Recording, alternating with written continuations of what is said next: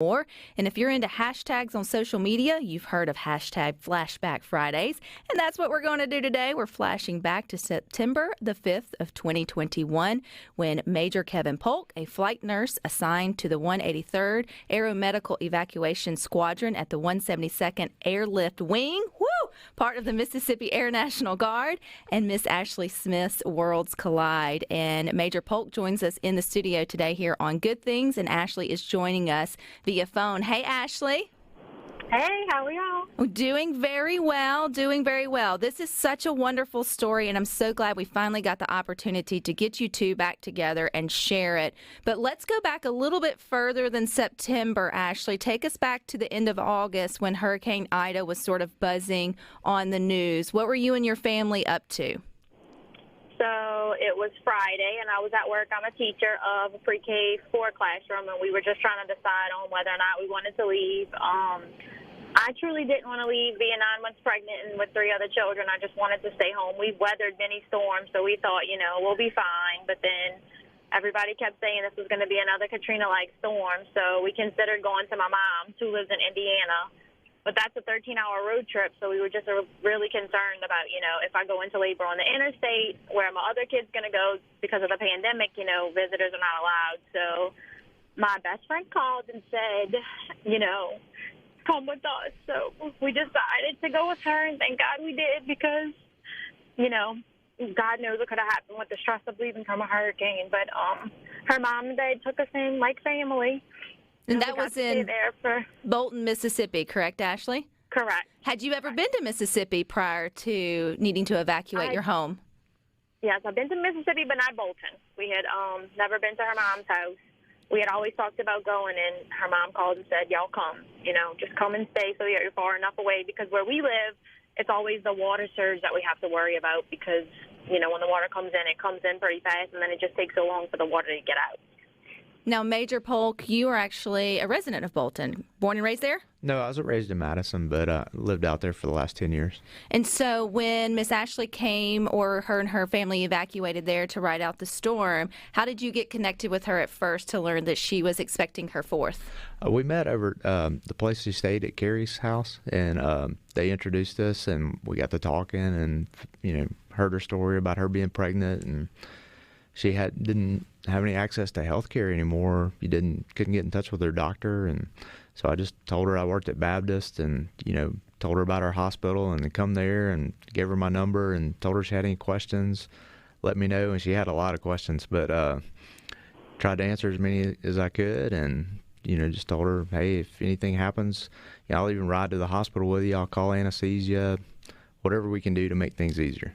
And Ashley, you were expecting, like so many evacuees, to ride out the storm in a safe and dry space and then head on back home and then, continue with your birthing plan as scheduled. But sadly, Hurricane Ida had other plans for you. So when did you realize that maybe you weren't going to be able to return home as soon as you had hoped? As soon as the storm had hit that afternoon, Brandy's husband had stayed and kind of weathered the storm, and we realized that this was the big one that everybody had talked about, and the water was still continually rising, and, just from social media, you could see all the people that were still being rescued and just the water levels. We had gotten waters at record levels that we had never expected. Everybody always said this would never happen, and it actually did. So the next day we realized, it was pretty bad. And not knowing about your home and how everything was going to be, we knew we were going to be there for quite some time, just waiting it out until we could actually get back home.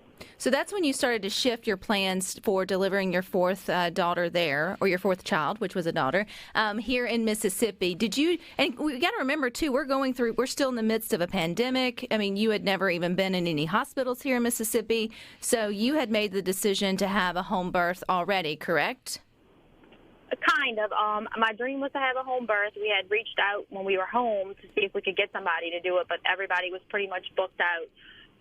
And just the nerves of with the pandemic, and if my husband wasn't allowed to go to the hospital or my kids weren't allowed to see me. So, it was one of those thoughts that it would just be so nice to do it at home. That way, everybody could be around and I just wouldn't be as nervous, because for this last pregnancy, it was really, really nerve-wracking, just not knowing, not being anywhere, and just everything that was going on. All right, so let's go to September the 4th, I think it was. Or maybe it's September the 5th. I can't remember. You know the dates better than I do. I bet they were subscribed into your brain. So September the 4th or 5th, what happened? I mean, when you knew, when a mama knows. So take us through those events. So September 4th, I went to bed like every other night, petrified that I was going to go into labor and having to leave 3 other kids with my friend. So I went to bed that night around, I'd say 10 o'clock, and about 10:50, the remainder of my mucus plug broke. I thought it was my water, so I got up, and I went to the bathroom, and I just came out the bathroom. I told my husband, I said, I think it's time, but I don't know what to do. So I said, well, let me just start timing contractions just to see if it truly is labor, because, we've all heard it could just be Braxton Hicks. And right out of the door, I started with 2-minute contractions apart. So every 2 minutes, I was having a contraction. So I waited about 45 minutes. And then I texted my friend because I didn't want to abruptly wake her up, even though she was in the room right next to me. And I said, I think it's time. Well, she didn't respond. So I got up and I kind of just lightly patted her. And I said, I think it's time. And she was like, what are we going to do? And I said, I don't know. I just don't think we're going to make it to the hospital. I think the baby's going to come in the car, which is even more nerve-wracking. So I said, she's like, do you want to just put some water in the tub? And I was like, at this point, I think that might be our best bet, because if not, the hospital's 30 minutes away. We might have the baby in the car. You don't want to do that. So who called you, Major Polk? Carrie, her friend that she's staying with, called me and said, hey, Ashley's having contractions. And I said, first thing I said, well, how far apart? And she said, about 2 minutes. I was like, oh, gosh. So how far are you from the home? We're about 2 miles, just less than 5 minutes. Do you remember what time of the night or morning this was? Absolutely. It was midnight. Midnight. So that's not what you were expecting to do. So you put your britches on and you head on over there. And what do you find? She's in labor. She's already starting to show. And when I was getting ready to have a baby, and within 15 minutes, we started having a baby. And the good news is, you are a nurse within the Mississippi Air National Guard, and so this is part of your training already. It wouldn't be uncommon for you to at least have this, but I would assume that you're normally in a hospital setting. Have you ever, prior to Miss Ashley, helped with a pregnancy in a bathtub? Not in a bathtub, but actually during Katrina, when I was stationed at Keesler, we had several pregnant women that were there, and we had 2 go into labor right in the height of the storm. And so the power went out and everything. We had to deliver 2 babies by flashlight. So I wasn't the OB doctor. Luckily, we had an OB doctor then, but I helped assist and hold the lights and help get all the equipment and everything together to help deliver babies. So from what I read, it went kind of fast, although, Ashley, you giving birth in a bathtub with no meds, I'm thinking you need some form of award for this, for sure. So when I say I think it happened quick, I'm sure to you it felt like days there in the bathtub, but was it kind of a quick labor? Actually, no, it didn't feel like it was days. By the time I got in the tub, my body just started. I was so afraid of the pain level and not being able to tolerate it. But once I got in the tub, my body just kind of took over. The first push, her head, she crowned, and then within the second push, the rest of her body was out, and it was super fast. Like, I didn't even have time to think about it. It just happened fast. And actually, I don't know if it was the water, but the pain was not. I just imagined it was going to be horrible, and it really wasn't. But yeah, it was a super, super fast thing. It did not take a long time. The human body is fascinating, which, Major Polk, I'm sure you know that too, just being a nurse and in all the different ways you've seen the human body having to respond to a traumatic experience, which anybody will tell you having a baby is a traumatic experience, even if you've got the drugs. But it kind of took a turn there. So what happened next with the delivery? With the delivery, the baby came out really fast. Like she said, like halfway with the first push. The baby was still in the sack because the sack hasn't broken yet. So, she was underwater. So I was like, well, she's still in the sack. She's still protected. All these OB skills that I did have in the past a long time ago are kind of kicking back in. And I'm like, okay, just, of course, we've helped deliver horses and cows. Never and said that to a lady. Yeah. Which I didn't, but I mean it's not the same, but it's similar. It gave you a little bit of experience. But she then she pushed, and next thing you know, the rest of her came out, and so broke the sack, and then here's the baby. Well, the baby was a little bit blue, so I had to give mouth to mouth to the baby to get her stimulated. And stimulated you did, and there's a good ending to the story. We've got more with Major Polk and Ashley Smith coming up next here on Good. But I don't think you can find an area on the Visit Mississippi website on how to have a home birth. by accident here in Mississippi. If you're just tuning in with us, this is a wonderful story. Ashley Smith and her family had to come here, evacuate because of Hurricane Ida. And long story short, Major Polk, who is a flight nurse assigned to the 183rd Aeromedical Evacuation Squadron at the 172nd Airlift Wing of the Mississippi Air National Guard, was a neighbor, and he was there just in time to help with the birth of. And Ashley, what's the baby's name? Julia. So Julia, she made it out, and you saw Major Polk that maybe she looked a little blue, and so your training went into action. And what happened from there? I gave mouth-to-mouth to her, just gave her about 3 or 4 breaths, and then she responded quickly. You know, I'd been patting her, and nothing was happening, and so until then. Because that's the biggest fear of having a home birth, I would feel like, out of the, reaches of all of the medical equipment there that you'd find in a hospital, or just that you would find somewhere even close to a hospital. But in Bolton, Mississippi, you're about 30 minutes away from, the Baptist or any other sort of facility. So, Ashley, I mean, this is now your 4th baby to deliver. You would think you would know what to expect afterwards, but what were those first few minutes for you like after giving birth? They were great. Actually, it was pretty awesome. My husband was there within a few minutes of her coming out, and I wasn't nervous at all when she came out. Babies generally come out a little blue, so at no point did I feel nervous. I felt like everything was good. It was just so nice that she was here and she was safe, and I'd finally laid my eyes on her, and everything looked was okay, and everybody was okay. And then within a few minutes, my children were allowed to come. They were able to come in and see her, which was so awesome because being in the midst of a pandemic, visitors are not allowed in the hospital. So that was just so awesome to me because I was excited that they got to meet their baby sister, right away, and they didn't have to wait 3 days postpartum of me coming home from a hospital. So when did you not start feeling not your best? So I sat in the tub for, I think, about 30 minutes. Time flies by so fast, and I was starting to get a little uncomfortable. Major Polk was we were going to empty the tub and refill it so that I could rest. And I was like, let's just try, and I'll get out and try to sit on the sofa. And so they lifted me up onto the side of the tub, and I remember saying that I was really thirsty, and I started to drink some water. And then I just felt like I was starting to doze off. And then the next thing I remember is coming to, and I heard Major Polk saying, I'm not trying to kiss you. And I really didn't know what he was talking about. And I said, I was just taking a nap. And they were just kind of laughing at me like, no, you weren't taking a nap. You passed out. And I was like, no, I was just taking a nap. I don't think I really realized the extent. It still doesn't feel like it was as bad as they experienced. But my husband says, it was really bad. You kind of just slumped over. You passed out and you turned blue, and I was like, no, I was just taking a nap. But they were like, no, it was a little bit more, serious than that. So, Major Polk, I know as a, air flight nurse with the Mississippi Air National Guard, you're trained for this. You've gone through all the things. You've been overseas and served. You've had all these different experiences. I mean, does it just click and come back to you on what to do? Or is there any moment where or do you wait till it's all over with to sit down and have your moment of panic? Or is there any panic for you? I think it just came natural. Of course it's it's a different experience, but I don't know. I've been through a lot of stuff and a lot of training, and that's what it prepares you for. And when you've been through that much training, it just kind of comes second nature. But she did turn blue. I mean, her eyes just rolled back in the back of her head, and she turned blue. And I was trying to just hold her airway open at first, and she wasn't breathing good. And then I checked her pulse, and it was real thready. So I started giving her a couple of breaths, and luckily she responded because I was thinking I was going to have to do CPR, full-blown CPR on her.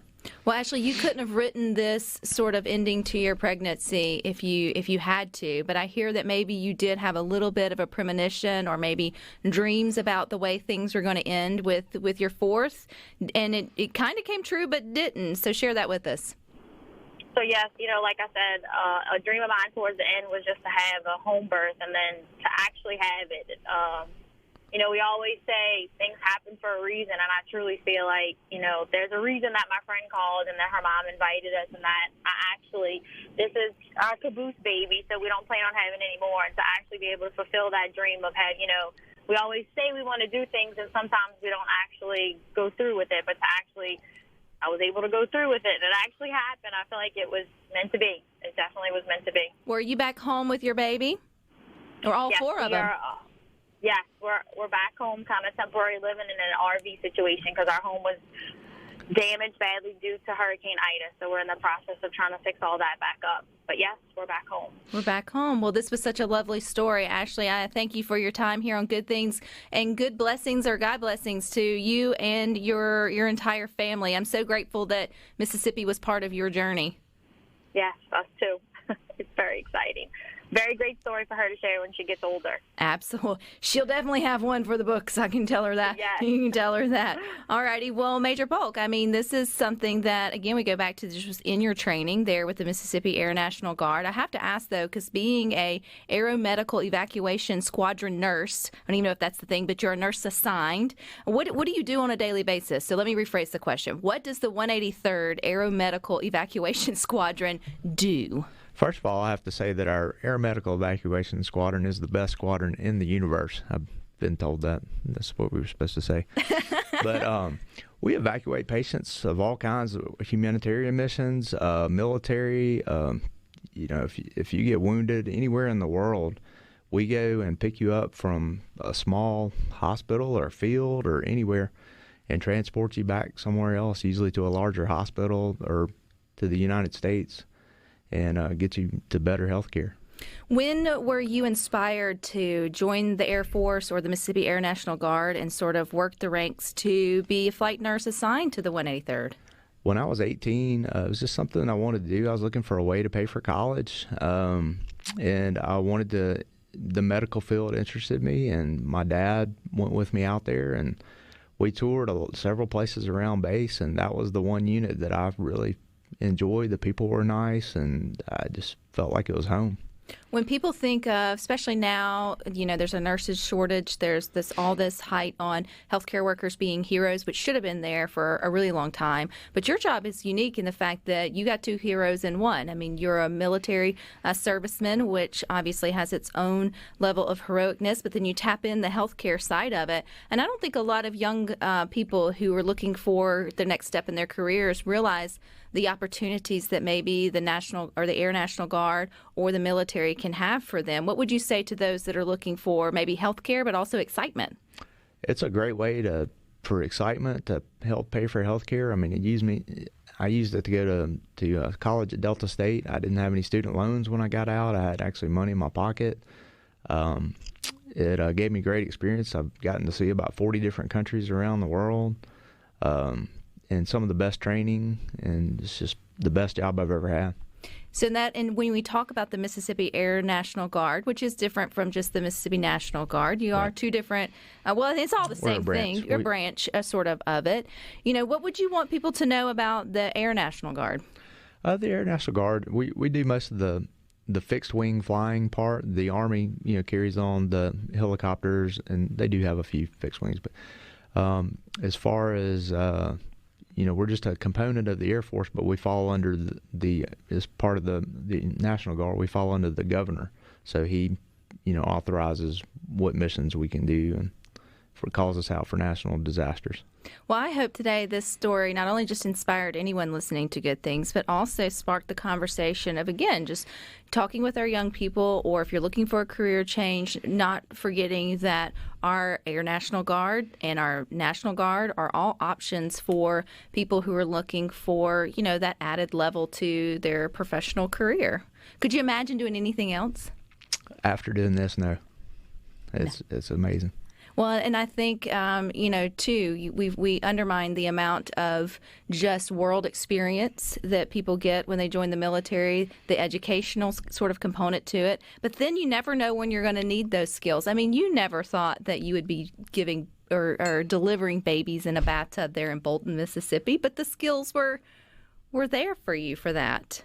That has to be top 5 strangest things you've ever done. With your skills, huh? I've got some pretty strange stories, but it's definitely the highlight. It was very nice. It's very nice. Have you gotten a chance to see baby Julia since she has been born? We took pictures the next day, but then they returned back home, and then I've just seen pictures since then. So the trick-or-treat pictures were great. They're outstanding. Outstanding. Well, she wouldn't be here without your part in her story, which you wouldn't have those skills if it wasn't for the Mississippi Air National Guard's training, and as well as your training as a nurse specifically. So thank you for your service. Thank you for being there. I hope I never have to use it. Well, hopefully I never have another baby, but I hope it's never, those two worlds collide for sure. But you guys stick with us. We got more for you coming up next.